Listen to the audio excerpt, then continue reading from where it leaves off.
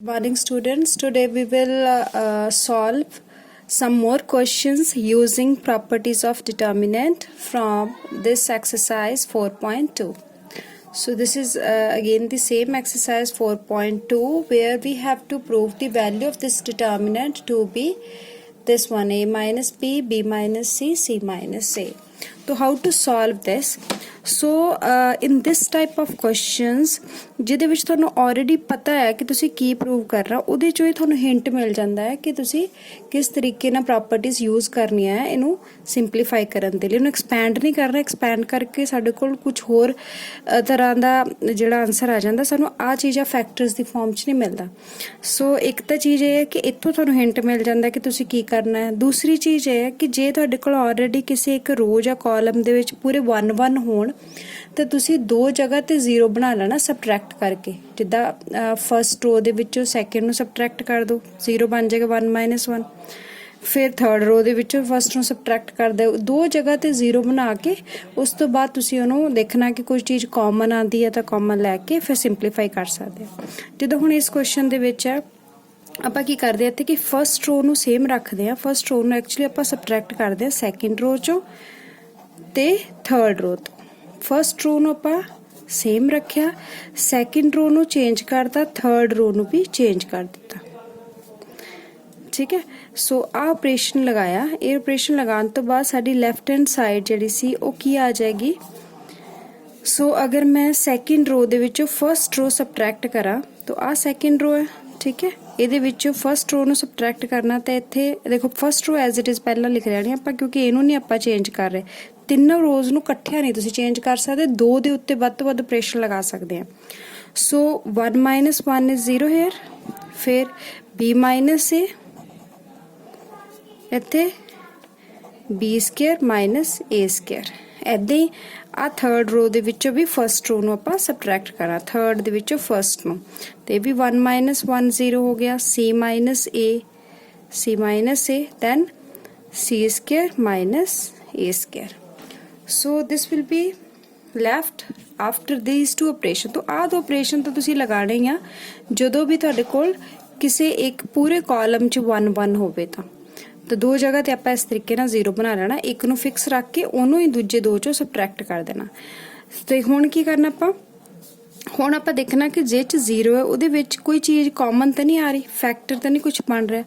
ਸੋ ਇਹਨੂੰ ਅਗਰ ਆਪਾਂ ਦੁਬਾਰਾ ਸਹੀ ਤਰੀਕੇ ਨਾਲ ਲਿਖ ਲਈਏ, ਜਿੱਦਾਂ ਇੱਥੇ b ਮਾਈਨਸ a ਆ, b² ਮਾਈਨਸ a² ਨੂੰ ਵੀ ਆਪਾਂ ਲਿਖ ਸਕਦੇ ਹਾਂ b minus a into b plus a, ਫੈਕਟਰਾਈਜ਼ ਹੋ ਗਿਆ। ਸਿਮਿਲਰਲੀ 0 ਇੱਥੇ c minus a as it is, c² minus a² is c minus a into c plus a। ਠੀਕ ਹੈ, ਇਸ ਵੇ ਨਾਲ ਆਪਾਂ ਲਿਖ ਸਕਦੇ ਹਾਂ। ਹੁਣ 1a² as it is, 0 as it is। Now we can see ਕਿ b minus a ਇੱਥੇ ਵੀ ਹੈ, b minus a ਇੱਥੇ ਵੀ ਹੈ, ਤੇ 0 ਤਾਂ ਹਰ ਇੱਕ ਦਾ ਫੈਕਟਰ ਹੁੰਦਾ ਹੀ ਹੈ। ਤਾਂ 0 ਦੇ ਵਿੱਚੋਂ ਵੀ ਮੀਨਸ ਆ ਪੂਰੀ ਰੋ ਦੇ ਵਿੱਚੋਂ b minus a can be taken common, ਇੱਥੇ ਇਕੁਅਲ ਟੂ ਪਾ ਦੇਣੇ ਇੱਧਰ।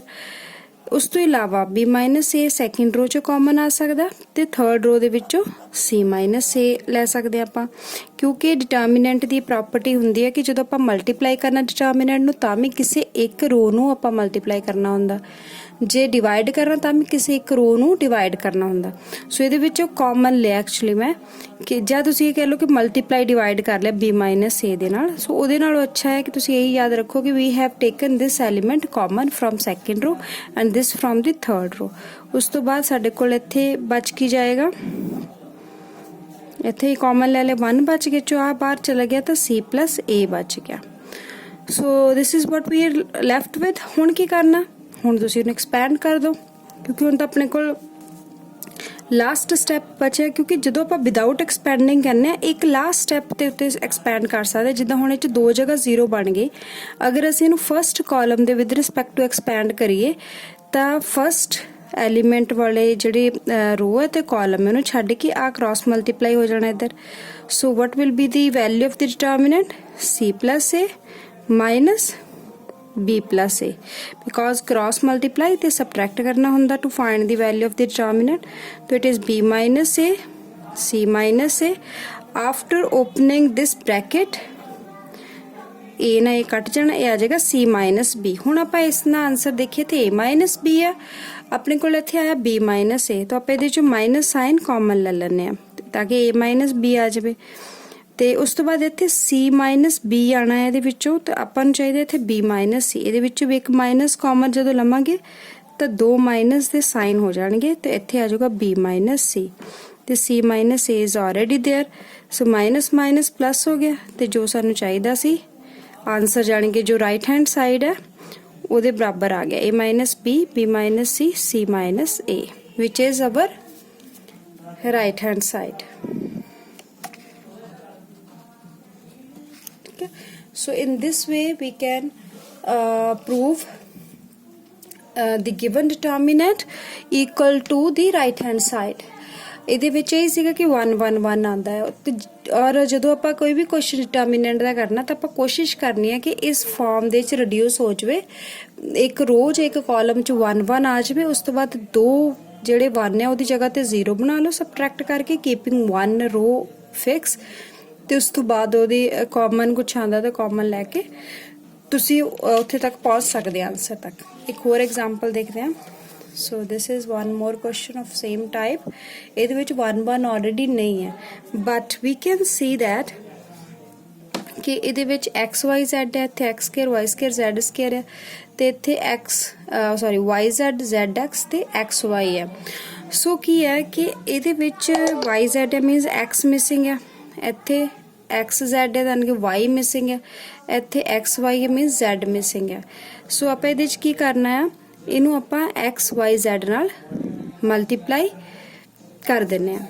ਮਲਟੀਪਲਾਈ ਜਦੋਂ ਵੀ ਆਪਾਂ ਡਿਟਰਮੀਨੈਂਟ ਨੂੰ ਕਰਨਾ ਆ ਤਾਂ ਉਹਨੂੰ ਡਿਵਾਈਡ ਵੀ ਕਰਨਾ ਪਏਗਾ, ਮੀਨਸ ਮੈਂ ਇੱਥੇ x y z ਨਾਲ ਡਿਵਾਈਡ ਕਰ ਦਿੱਤਾ, ਮੇਰੀ ਸਾਈਡ ਸੀਗੀ, ਮੈਂ ਪਹਿਲੀ ਰੋ ਨੂੰ x ਨਾਲ ਮਲਟੀਪਲਾਈ ਕਰ ਦਿੱਤਾ, ਠੀਕ ਹੈ, ਨਾਲੇ x ਨਾਲ ਡਿਵਾਈਡ ਵੀ ਕਰਤਾ, ਮਲਟੀਪਲਾਈ ਵੀ ਕਰਤਾ, ਦੂਸਰੀ ਰੋ ਨੂੰ y ਨਾਲ ਮਲਟੀਪਲਾਈ ਕਰ ਦਿੱਤਾ, y ਨਾਲ ਡਿਵਾਈਡ ਵੀ ਕਰਤਾ, ਤੀਸਰੀ ਰੋ ਨੂੰ z ਨਾਲ ਮਲਟੀਪਲਾਈ ਐਂਡ z ਨਾਲ ਡਿਵਾਈਡ, ਇਸ ਕਰਕੇ x y z ਨੀਚੇ ਆ ਗਿਆ, ਜਿਹੜਾ ਆਪਾਂ ਮਲਟੀਪਲਾਈ ਕਰਨਾ ਸੀ ਉਹ ਇੱਥੇ ਲਿਖ ਦੇਣਾ, x ਸਕੁਅਰ ਬਣ ਗਿਆ ਕਿਉਂਕਿ x ਤਾਂ ਆਲਰੇਡੀ ਸੀ, ਇੱਕ x ਨਾਲ ਮਲਟੀਪਲਾਈ ਕਰ ਦੇਣਾ, ਇੱਥੇ x ਕਿਊਬ ਬਣ ਗਿਆ, ਇੱਥੇ x y z, ਇਹਦੇ ਦੂਜੇ ਦੇ ਵਿੱਚ y ਨਾਲ ਮਲਟੀਪਲਾਈ ਕੀਤਾ y square y cube x y z, ਤੀਸਰੇ ਦੇ ਵਿੱਚ z ਨਾਲ ਮਲਟੀਪਲਾਈ ਕੀਤਾ z square z cube x y z।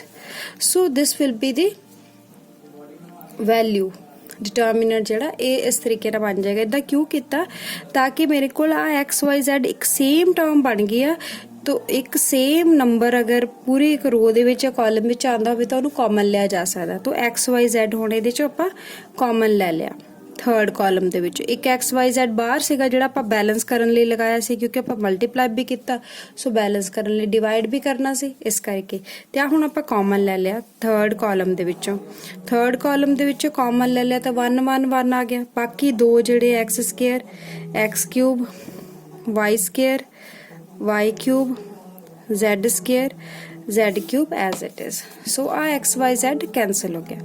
हुण अपने को की है वही चीज़ आ गई कि साडे कोल एक कॉलम दे विच 1 1 1 आ रहा, सो आपां की करना है कि एक रो नू फिक्स रख लेना, जिद्दां आपां पहली रो नू फिक्स रख लिया, इनू आपां बाकी दो दे विचों सबट्रैक्ट कर देना, दो जगह ते 0 बना लेना। सो आपां अगर दूजी दे विचों सबट्रैक्ट करदे यानी कि रो 2 दे विचों रो 1 सबट्रैक्ट करदे आ तां की आ जाएगा इत्थे Y square minus X square, इत्थे Y cube minus X cube ते इत्थे 0। इदी रो 3 दे विचों भी रो 1 नू जिहड़ी आपां फिक्स रखी सी वो सबट्रैक्ट कर दिंदे आ, तो Z square minus X square Z cube minus X cube ते 0, तो दो जगह ते 0 बन गया। हुण आपां इहदे चों देखना कि कोई चीज़ कॉमन आ सकती है कि नहीं, उहदे लई तुहानूं थोड़े जे अलजबरिक आइडेंटिटीज़ जिहड़ियां वो पता होणीआं चाहीदियां, फार्मूले जिद्दां Y square minus X square नूं एक्सपैंड करदे हां तां Y minus X into Y plus X हुंदा है, जे Y cube minus X cube होवे तां इहदी फैक्टराइजेशन हुंदी आ Y minus X into Y square plus X Y आ 0 एज इट इज। इहदे विच भी z minus X z plus X, इहदा z minus X z square plus X z ते आ 0। ठीक है, हुण देखो x माइनस वाई या y माइनस एक्स है, दोनों च आंदा है, तीसरा तो जीरो ही है, तो x माइनस वाई या y minus x can be taken common, in common लै सकते हैं। सैकेंड रो दे विचों y माइनस एक्स, थर्ड दे विचों z माइनस एक्स, तो ये विचों z माइनस एक्स कॉमन ले लिया, तो अंदर की बचिया आफ्टर टेकिंग दिस कॉमन, पहला जिहड़ा है पहली रो वो एज इट इज़ ही है, उन्होंने आपां कुछ चेंज नहीं किया, सेम है। सैकेंड दे विचों अगर y माइनस एक्स कॉमन ले लिया, y प्लस एक्स बच गया, ये विचों X square plus Y square plus X Y zero. Third is z plus X, z square plus X square plus X Z and zero. So after taking these two terms common, we are left with this result. Now one more thing can be done.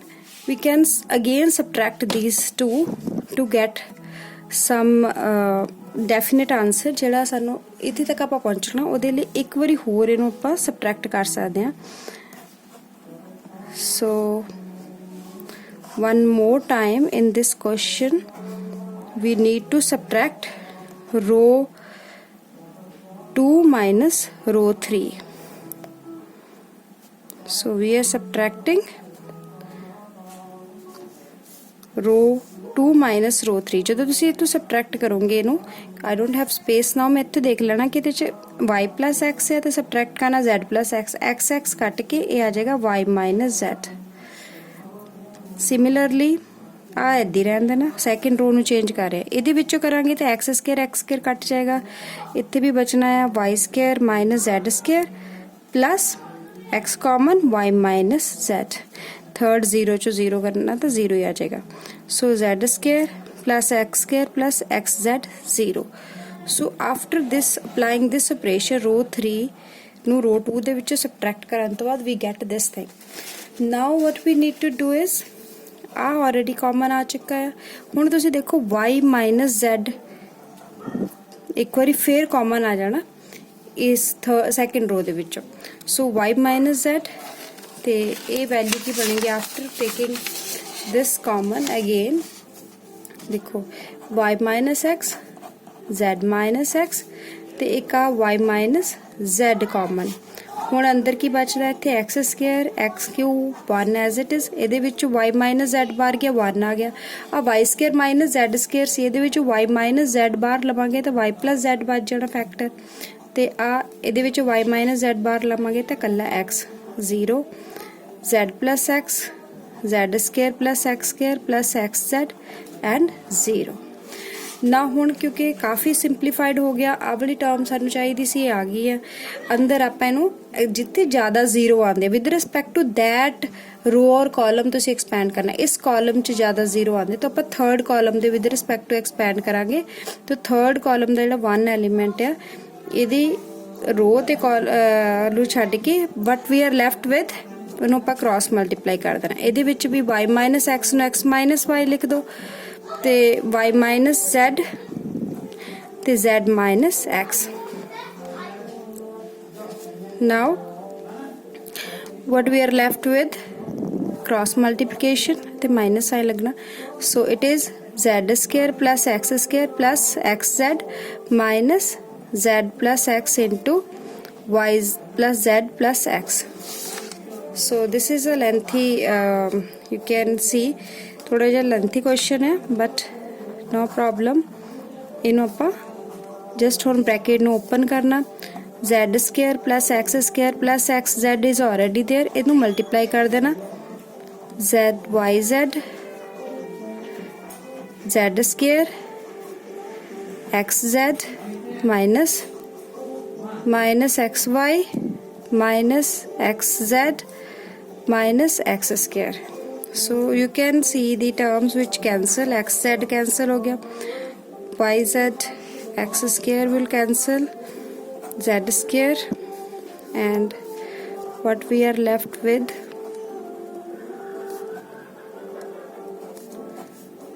minus xy minus xz minus yz, and after taking this minus common